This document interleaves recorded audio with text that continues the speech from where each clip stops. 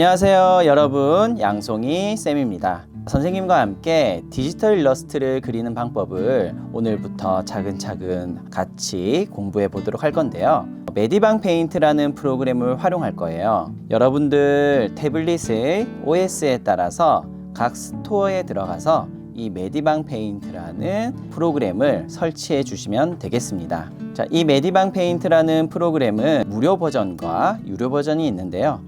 무료 버전을 활용하는 경우에는 이 위쪽 상단에 광고가 뜹니다.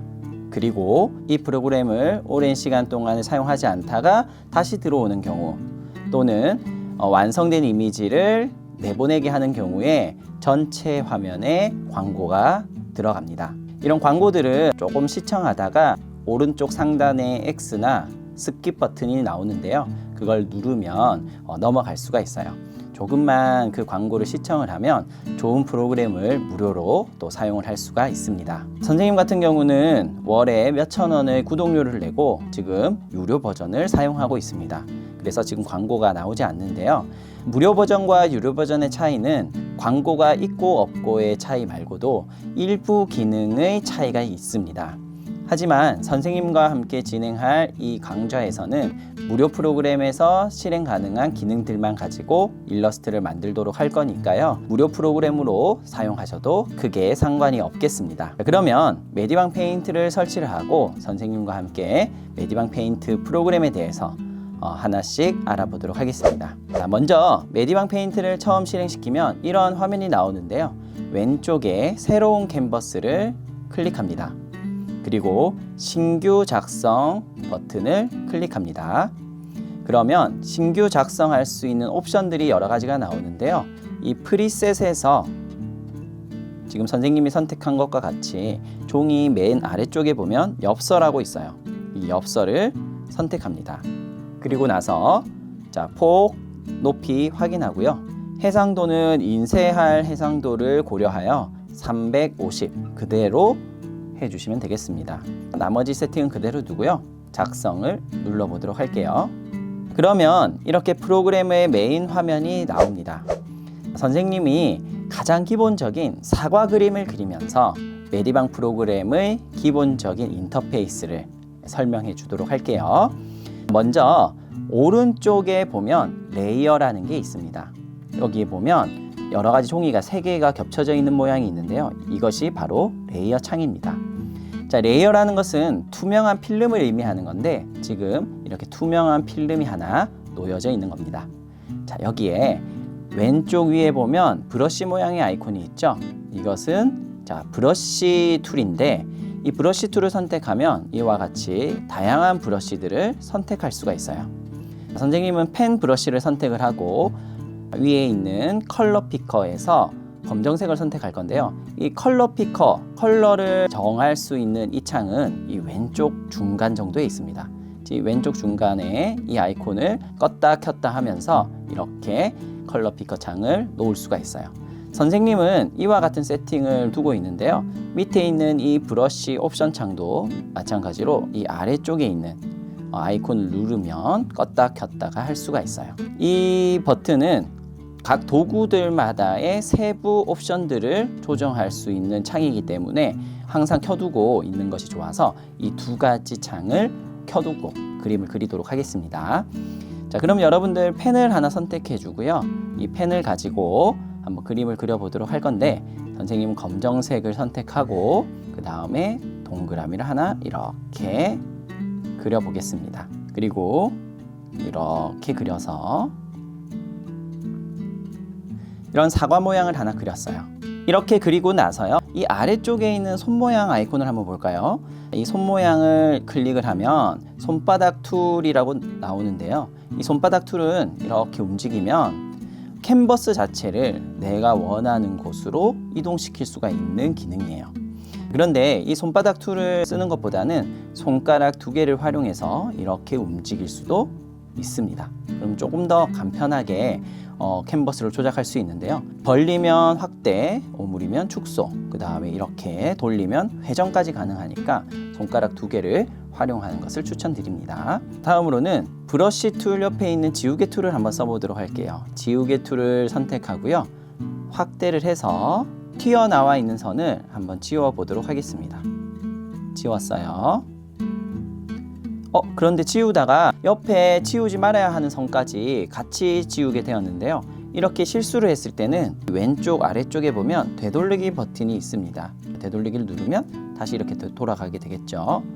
그리고 되돌렸다, 근데 너무 많이 되돌렸다, 그래서 다시 현재로 돌아오고 싶다 하면 다시 앞으로 가기 버튼을 누르면 원래대로 돌아갑니다.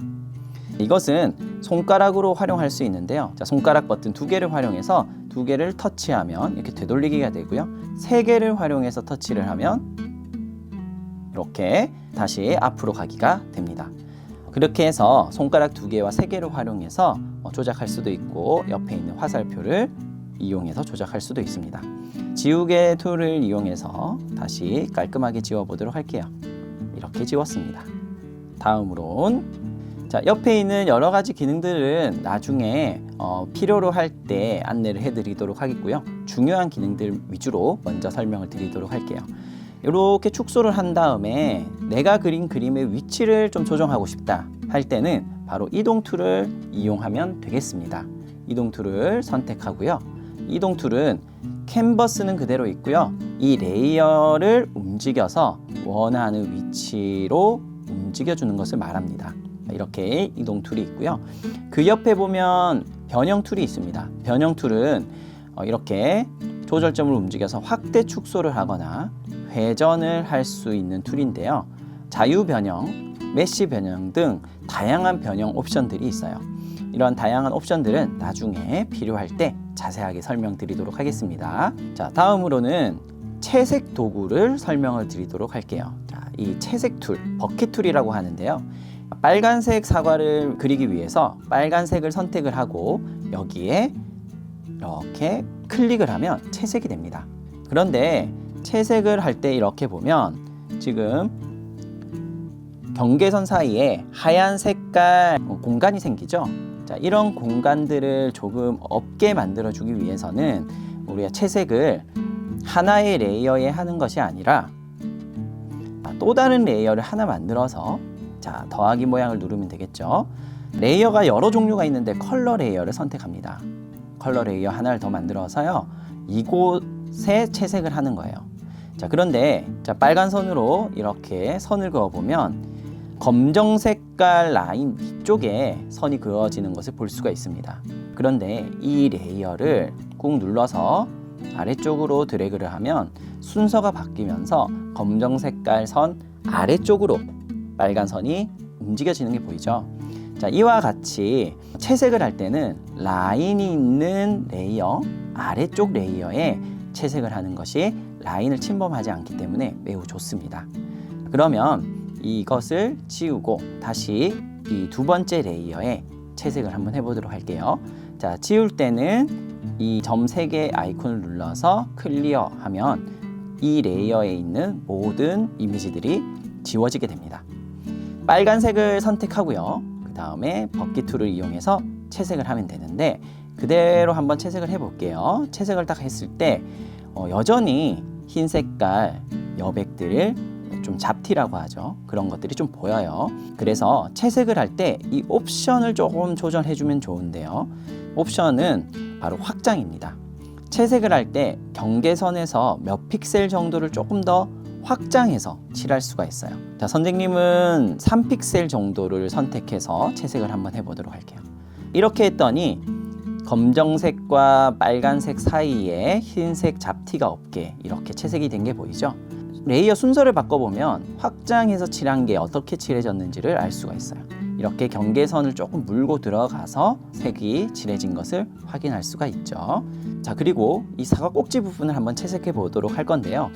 그림을 그릴 때 이렇게 구멍이 뚫려 있는 부분이 있다면 이렇게 채색을 할 때 이 공간으로 색이 삐져나와서 여백까지 색상이 채워지게 됩니다. 그래서 이런 경우에는 여기 있는 채색 옵션 중에서 틈닫기 옵션을 늘려서 칠해주면 이렇게 틈을 자동으로 인식해서 칠해지게 됩니다. 자, 이런 경우 이렇게 칠하고 지우개 툴로 이 부분을 이렇게 지워주는 방법도 있을 거고요. 아니면 또 다른 방법은 이런 브러쉬 툴로 내가 칠하려는 색상으로 이 구멍 난 부분을 메꿔준 후에 그 다음에 채색 툴을 이용해서 이렇게 칠해주는 방법이 있습니다. 자, 이런 식으로 해서 막혀 있는 부분을 채색하고 뚫려 있는 부분은 보충해서 칠을 할 수가 있습니다. 자, 이렇게 이제 채색하는 방법을 알아봤고요. 몇 가지 툴들을 조금 더 안내해 드리도록 하겠습니다. 이렇게 사과가 그려져 있는데 옆에 보면 선택 툴이 있어요. 자, 이 선택 툴은 네모난 동그라미, 다각형 이렇게 선택을 할 수 있는데요. 네모난 형태로 선택을 해보면 지금 선택 영역만큼이 원래 색상으로 보이고요. 선택되지 않은 부분은 보라색으로 보입니다. 자, 선택 해제를 눌러주면 다시 돌아오게 되고요. 동그라미로 선택할 수도 있고요. 다각형으로 선택할 수도 있습니다. 자유형으로 내가 이렇게 드래그 하는 대로 선택을 할 수도 있고요.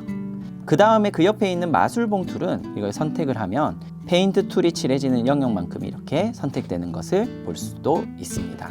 바탕을 선택하면 이 사과 이미지를 제외한 바탕이 전부 다 선택이 되죠. 자, 그리고 옆에 있는 이 선택 도구에 연필 모양이 있는 것은 연필 모양으로 색칠한 대로 선택이 되는 겁니다. 이렇게 선택된 부분은 이렇게 핑크색으로 표시가 되고요. 옆에 있는 지우개 툴은 그 선택된 부분을 내가 지우개로 지우듯이 지울 수 있는 그런 기능입니다. 다음에 있는 이 컷과 관련된 도구들은 다음에 필요할 때 안내해 드리도록 하겠고, 마지막으로 이 문자 도구입니다. 문자 도구를 선택하면 내가 원하는 위치에 문자를 삽입할 수가 있습니다. 여기 지금 옵션 창이 꺼졌는데요. 이 세부 옵션 창을 클릭을 하면 글꼴 크기라든지 글꼴 모양 등을 이 세부 옵션 창에서 변경을 할 수가 있습니다. 마지막으로 이 왼쪽에 있는 도구들을 조금 더 설명을 드리면요. 여기에 있는 3개의 막대기는 메인 메뉴로서 이미지를 저장하거나 이 프로그램의 어떤 세팅을 할 수 있는 그런 기능들이 여기 있고요. 그 다음에 밑에 있는 문서 모양은 이 캔버스의 옵션들을 설정할 수 있는 부분들이 나옵니다. 그래서 캔버스 크기를 조절한다든지 캔버스를 회전하는 그런 기능들이 있습니다. 밑에 있는 선택 모양 아이콘, 이 부분은 선택 영역과 관련된 옵션들이 더 있습니다. 이 부분은 나중에 필요할 때 더 자세히 설명드리도록 할게요. 그 다음 밑에 있는 부분은 이미지를 회전하거나 좌우 반전시키는 그런 기능들이 있고요. 밑에 있는 자 기능은 자를 선택하면 다양한 자들이 있는데 이런 자들을 활용할 수 있는 기능입니다. 마지막으로 여기 펜 모양이 있는데요. 이 펜 모양은 이런 태블릿에 있는 펜의 설정을 할 수 있는 부분인데요. 이 부분은 따로 설정하지 않고 기본 세팅 값으로 두도록 하겠습니다. 그리고 아까 손바닥 툴은 설명을 이렇게 했었고요. 밑에 있는 스포이드 툴을 설명을 드리도록 할게요. 스포이드 툴을 활용해서 내가 이렇게 클릭을 하면 클릭한 영역의 색상을 이렇게 선택할 수 있게끔 해주는 것입니다. 이렇게 빨간색이 선택됐고요. 다시 스포이드 툴을 이용해서 이 부분을 선택하면 갈색이 선택이 되죠. 이런 식으로 선택을 할 수가 있는 것입니다. 네, 이렇게 해서 오늘은 간단한 사과를 함께 그려보면서 이 메디방 페인트 프로그램의 기본적인 도구들에 대해서 함께 알아보았습니다. 이번 시간에 설명하지 못한 다양한 기능들은 이후에 여러 가지 일러스트들을 그리면서 세부적인 기능들과 그 기능들을 어떻게 활용하는지까지 안내해 드리도록 할 거니까요. 이번 시간에 선생님이 그린 것과 같은 사과를 한번 그려보면서 이 메디방 페인트 프로그램을 한번 익숙하게 적응해 보았으면 좋겠습니다. 자, 그럼 다음 시간부터 본격적으로 재미난 일러스트 그리기를 시작할 거니까요. 충분히 연습한 다음에 다음 시간에 다시 만나도록 하겠습니다. 자, 그러면 여러분들 다음 시간에 만나요. 안녕.